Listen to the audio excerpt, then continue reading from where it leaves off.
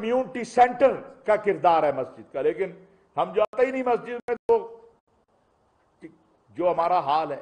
میری آپ سب سے، اور دوسری جو آخری میری التماس ہے، کیونکہ وقت کا وہ یہ ہے کہ آج نوجوانوں سے بالخصوص کہنا چاہتا ہوں، جو نوجوان ہیں یہ مشن اپنائیں۔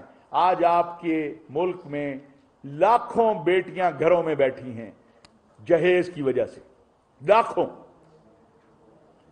ماں باپ کو قائل کرو کہ تمہاری بیٹی کے لیے اگر کوئی یہ مانگے کہ یہ شرائط ہیں، دو گے تو تمہاری بیٹی سے نکاح اپنے بیٹے کا کروں گا، تو کرو گے؟ کبھی بھی نہیں ہوگا، برا لگے گا۔ ویسے میں آپ کو بتاؤں، ماں باپ، بھائی ہمیشہ ہی بہنوں کو دیتے ہیں، ماں باپ ہمیشہ ہی بیٹیوں کو دیتے ہیں، یہ نہیں ہوتا ہے، لیکن یہ مہم چلانے کی ضرورت ہے کہ خدا کا واسطہ ہے اس جہیز کی رسم سے باہر نکلو۔ بیٹی کو تو اللہ نے بشارت کہا ہے، جس کو اللہ نے بشارت کہا ہوا، اذا بشر احدهم بالانثى، جس کو اللہ خوشخبری کہے وہ بدخبری ہو سکتی ہے۔ میں نے یہ پچھلے جمعے کہا، اور میں پورے یہ میڈیا کے ذریعے بھی کہہ رہا ہوں، بھئی اللہ کا واسطہ ہے، میں تم سے ہاتھ جوڑ کے کہتا ہوں، جو اپنی بیٹی نہیں پال سکتے ہمیں دے دیں، ہم اسے اپنی بیٹی بنا کے پالیں گے بھی، پڑھائیں گے بھی، بڑا بھی کریں گے، جو اس کا نصیب مقدر ہوگا اس کے مطابق۔ مارو تو نہ۔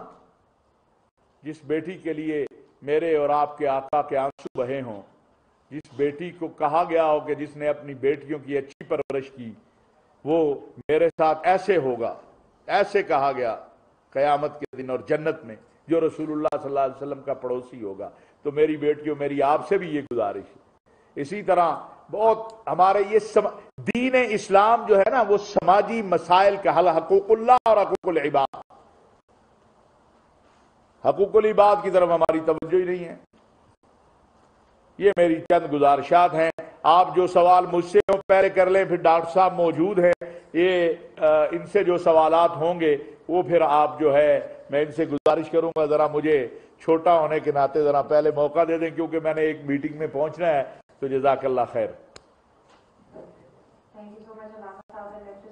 ناظرین، وزیر اعظم کے نمائندہ خصوصی علامہ طاہر محمود اشرفی اسلام آباد میں تقریب سے خطاب کر رہے تھے۔ انہوں نے کہا کہ معاشرے میں مساجد کی حیثیت ایک کمیونٹی